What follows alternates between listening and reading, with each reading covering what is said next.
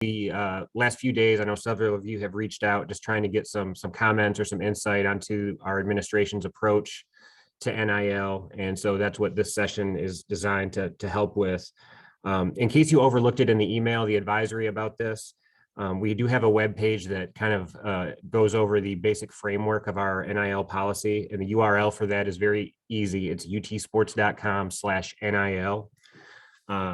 So that may be a place that you want to go take a look at. It may help in some of your coverage in addition to Cameron's answers here. But we are joined by our Deputy AD, Cameron Walker. Don't know if any of you have had a chance to meet him yet, but he's very well versed in this and has some good insight for us. As I stated, this was kind of an opportunity to talk specifically about our approach to NIL. And so for that reason, we do want to stick to that topic during this session. So we do want to try to stay on track with that as best we can. But with that, we'll go ahead and jump right in, and we'll get started with David Ubben and then Jimmy Himes. Yeah, Cameron, when you guys are making decisions and putting together plans, what is sort of the overarching sort of approach that you guys are having that you're using to sort of guide your decision making? Yeah, I think that it's really how can we put our student athletes in the best position possible to expand their personal brands and put them in position of value and worth for them, while educating them on a way to do so smartly. We need them to make intelligent decisions. And I think education is a key to empower them to make the right decisions for them and their brand. So I think those have kind of been guiding. We want to empower and educate. And I think that's really what we've been trying to do with this plan. I do apologize. I've got a little congestion. So if I sound, I'm just acclimating to East Tennessee. Growing up in Idaho, as long as you weren't allergic to potatoes, you were fine. But apparently more stuff grows here. So I'm still acclimating. Cam, when you put the plan together, did you consult with the NCAA? Did you consult with the SEC? Did you consult with any state officials about what you thought would be the best plan for Tennessee? Yeah, I think all of the above, Jimmy. I think we've talked to, as well as our partners outside. We've seen a lot. We've sought a lot of counsel. I think this goes back. They were well underway prior to me even getting here in January. I mean, they had a pretty solid plan in place, and I bet we've attacked this at least weekly, if not daily, since then. And so we've consulted with other schools, with the SEC, the NCAA. Certainly, we were involved with the state law that came out. We talked about that. And so I think we've had a lot of involvement with a lot of different entities. We've partnered with an outside group, and we've made a lot of headway with that. And so I think we've really tried to expand, and information, I think, is power. I think in this situation, we're really trying to peek around corners and see what's ahead. And the better we can anticipate it, the better off we are to put our student athletes in a position where they can be empowered. And so I think that's the key. Sorry, well, the student, are they taxed on the income that they make?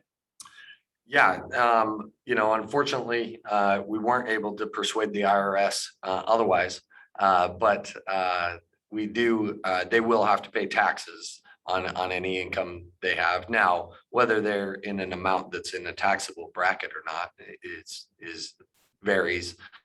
But yeah, they will have to look at some of those, which is why we need to educate them that there's ramifications of these deals and decisions, and help put them in position to make smart choices as they move forward. Go back to David Ubben and then Trey Wallace. Hey, Cameron, what are the most frequent questions that you're getting from athletes, and from the sort of base level, what are the biggest things that you are sort of telling them as they sort of start to explore this new world? Yeah, I think right now, a lot of the questions are really basic as far as, can I do this? Should I do this? I think we're all still a little getting used to something that on Monday was not allowed is now permissible. We're all still getting used to filling that out. So most of the questions are just like, I can really do this, right? I've got this option. Can I do this? That's basically the bulk of it at this point. And then some really good questions as some of them really are looking long term. I'm incredibly impressed with some of the questions that we get and the foresight that our student athletes have as they look to build their brands, and they're realizing, hey, a decision I make now can either further my brand or it can shorten it. And so they're just, generally seeking advice on some of those moves and who would be good partners and how they would go about doing it. And we're obviously in a place where we can't facilitate. And so we're not recommending certain partners, but we are trying to educate them so that they can make the best decision for them and their personal brand or business, and whichever way they want to go with that. Hey, Cameron, two questions. Is there an app or in software that is involved with the company you guys are partner with Altius for these guys to be able to enter their information, get it approved, and then, turn around and have that done? I'll let you answer that one first. Yeah, right now there is not an app with Altius, but we're using Teamworks for that process. We already had Teamworks. It works really well for this type of thing, transmitting kind of workflow through forms. And so that's the process that they're going to disclose. And really, it's just a disclosure process. They don't need our permission. It's just disclosing what they are doing. And so that disclosure process, though, is through an online form that we have through their Teamworks app. So do you guys help with the taxes with this, or is this something that they have to do on their own? That's kind of back to the first part. I'm sorry. Yeah, no, as far as taxes, that's on their own. These are their own business entities. These are them. It's a step, but they're ready for it. And that's why we've really tried to focus our NIL program on education and making them aware of what these situations are and the consequences and what they have to do moving forward. I mean, I think that's a huge component. And one of the ways that I think differentiates ours is the amount of education. I think a lot of schools are doing a lot to help their student athletes be in good position. But rather than 20, 30-minute sessions, those that are serious about this can get a minor in it here. We've partnered with our school. The university's been overwhelming in the way they've helped us, as has the Haslam School of Business and others. And it's really been hugely beneficial for us to partner and get a long-term thing. So, for our student athletes, they can get tax help through the School of Business through a course that walks them through some of this. And so I think there's a lot of advantages to kind of a more long-term education process that's more than just a quick hitter. They've all received the quick hitters, but they'll be able to expand a little more. And this is actually my second question. It's a real quick one. Do you guys have you guys educated them on getting aboard with either sports agencies or an actual sports agent that's able to market them? What kind of questions maybe have arisen from that from student athletes? Can we do this? Can we do that type of thing? Yeah. Yes. To the short answer, yes, we have educated them on those things. And I think in some instances, that is the best move for them is to get someone to help them represent their brand. I think it's different though. It's very circumstantial for each individual, because I think you've got some who are looking at, possibly doing a deal for a $20 gift card at a place they really enjoy eating. And then there are some who are, getting big deals. And so, it really varies on what's the right move for them. So we try and help them explore and ask the right questions. And then as they make the determine, yes, I do need, a representative to guide me through this process. Okay, now here's the questions that you should be asking. Again, we're not trying to steer them to any one marketer or agent, but we are trying to have them make the best position that puts them in a great position for success, both with their name, image, and likeness, as well as their future moving forward. Go to David Pascal and then Jimmy Himes. Hey, Cameron, David Pascal from down here in Chattanooga. There's such a great unknown element to all this. I was just kind of curious, what is your biggest concern or concerns? I know Mitch Barnhart at Kentucky earlier this week said, they're going to make extra effort to provide locker room harmony in case, so there's no jealousy with one guy getting a big deal and another guy not. Along those lines, just kind of what is your biggest concern? Yeah, I'm incredibly optimistic about this, to be honest, David. I think this is a great opportunity for our student athletes to receive some benefits that are probably needed for them and probably should have been, happening. And so I think this is a great opportunity, and I'm optimistic about kind of the plan that we've outlaid. I think, I look back a few years ago, and when we found out student athletes were going to get cost of attendance, we thought, this is it, this is the end. And it's adapted and we've moved forward. And I kind of feel this is going to be the same way. Are there going to be some growing pains? Absolutely. Are there going to be some situations where possibly there's discord in the locker room? I think that could happen. I'd be probably surprised if it didn't. But ultimately, I think that our student athletes are incredibly bright and they are smart, and a lot of them have a plan. And as part of that plan, they're going to realize that the ones making money off this are because of something they've done that's exceptional. And not all of that is going to be on the field based. Some of them are going to be really good at building their brands off the field and have some skills where that's in. Yeah, I mean, our student athletes are so talented.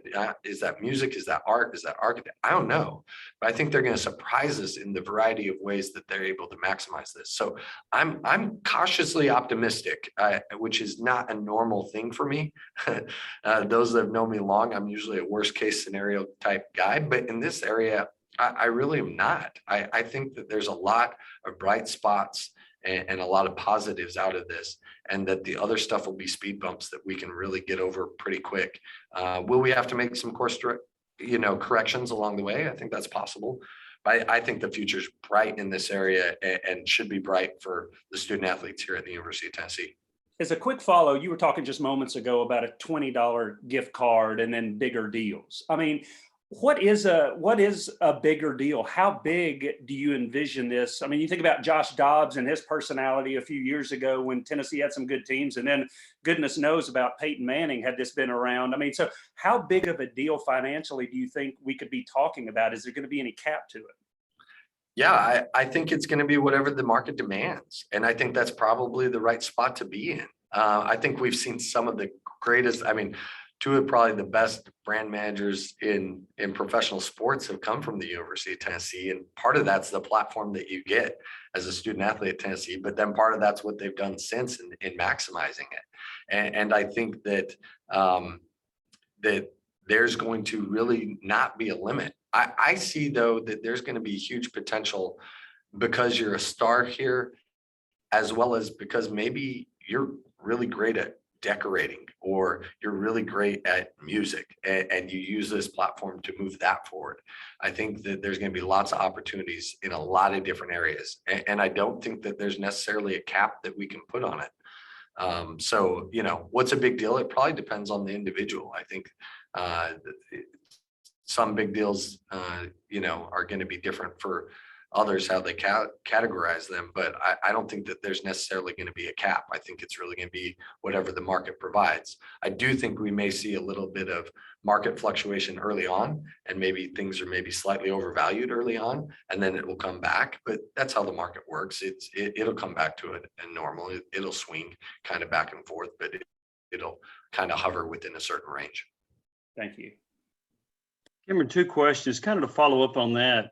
Is there a limit to a player who goes out and signs an autograph? Can he get paid $100,000 for signing an autograph or making a speaking engagement and get $25,000? Is there a limit on something like that? Yeah, right now there's not, Jimmy. And I think what we have to do though is say, is that what the market's demanding? And is that a fair market value? It has to be for something. There's no, hey, I can just give a player $25,000 now. There has to be kind of the quid pro quo exchange of offers here. But again, I think if I went out and got an autograph for 25,000, I think people would be suspect on that. But some of these individuals, their brands are quite a bit higher than mine. And so that may be perfectly permissible for them. And my second question, can UT athletes use the UT logo if they seek permission? That's a great question. And I think the answer is yes. But it will be on a case by case, because it not only depends on using the logo, but how are you going to use the logo? And I think the nuances are so varied that it's tough to make a general statement of you can use it or you cannot. But we have encouraged our student athletes and have them a contact person of, if you want to use the logo, this is who you contact and this is the process you go to try and seek approval for that. So I know some are restricting that. We at this point are saying we'll kind of handle that on a case by case basis. Thank you. Yep.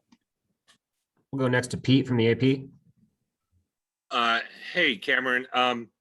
Question about a couple of different groups that are not athletes. Has there been outreach to kind of businesses and boosters around Knoxville and the Tennessee area about what is now permissible after maybe having to remind them what was not permissible through the years? And what's the adjustment for compliance officials, things like that at the university who are used to kind of ferreting out this kind of stuff and now are hands off? Yeah, maybe I'll attack the second part first. I think there's probably going to be a lot of nervous twitches from compliance staff as they see these deals, and just habit is, oh, I can't, oh, wait, we're okay, right? There's going to be some of that as we have to put ourselves back in place and say, no, we're okay now. New times have changed. We're moving forward. But yes, I think, I mean, we're an institution of higher learning. We have to educate, but that doesn't stop with just our student athletes. I think we have to educate our fans. We have to educate our boosters. We've done some of that. We'll continue to do some outreach in that way, but it's important for them. We want to empower our student athletes to have these opportunities. And so as we're doing the education, we're not going to say, hey, don't, here's a list of don'ts. We want to educate them and show them this is how it can be done properly. This is a new marketplace, and this is how it can be done properly. And we encourage you to make the best decisions for your business that align with, with our student athletes. And if there's a way to use our student athletes in your business, that's fantastic. But encouraging them and educating them. We certainly don't want to cross the line of facilitating deals. That's a line we've been told not to cross, and we won't. But we do want to educate them on the do's and don'ts so that if they are going to engage in this, they're going to do it properly. Cameron, are there moral issues involved in the sense that what if an athlete is involved with somebody who maybe has a business that some fans out there might find not as reputable as others? Is there any kind of oversight in that situation?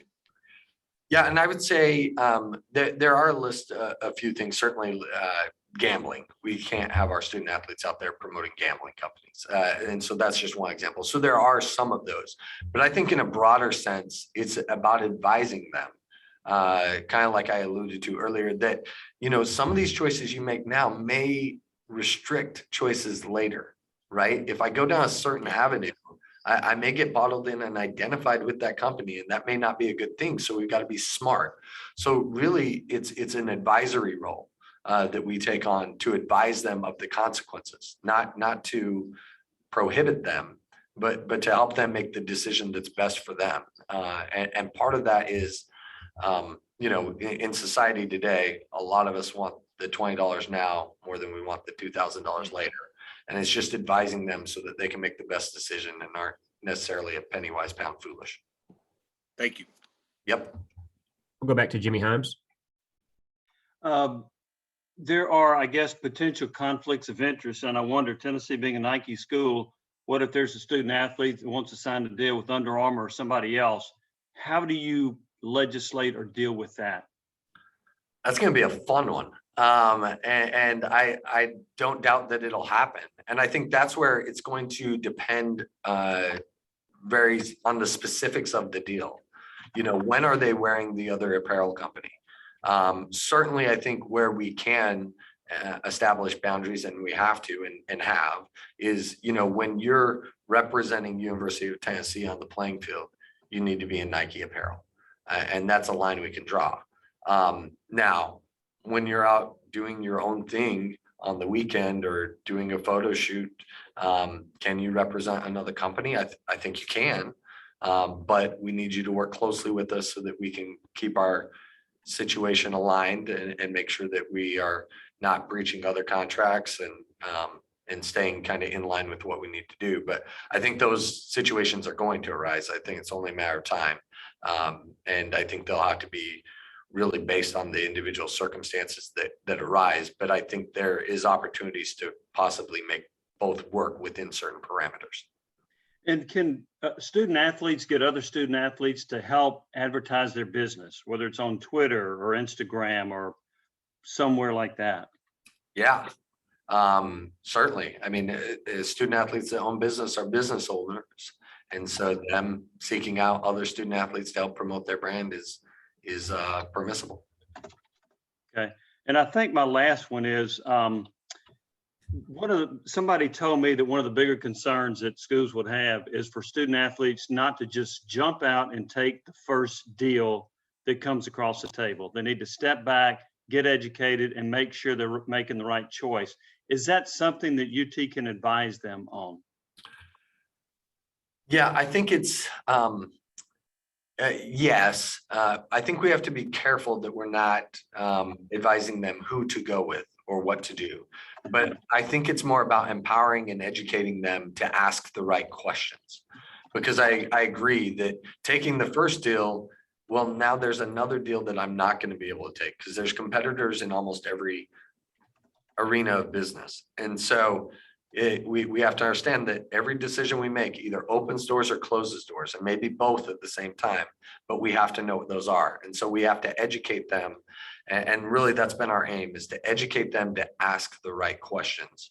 And if they need feedback, hey, I'm thinking about this. Have you asked X, Y, and Z?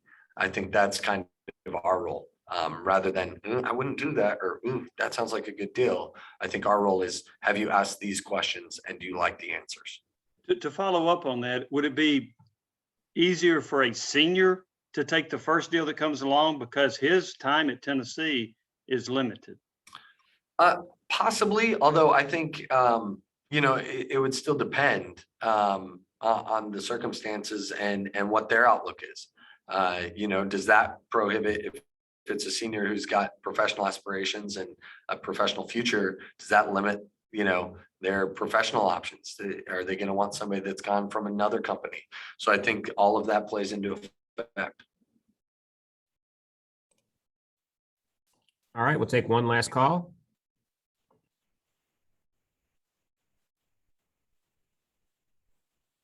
All right, Cameron, everyone, appreciate your time this morning.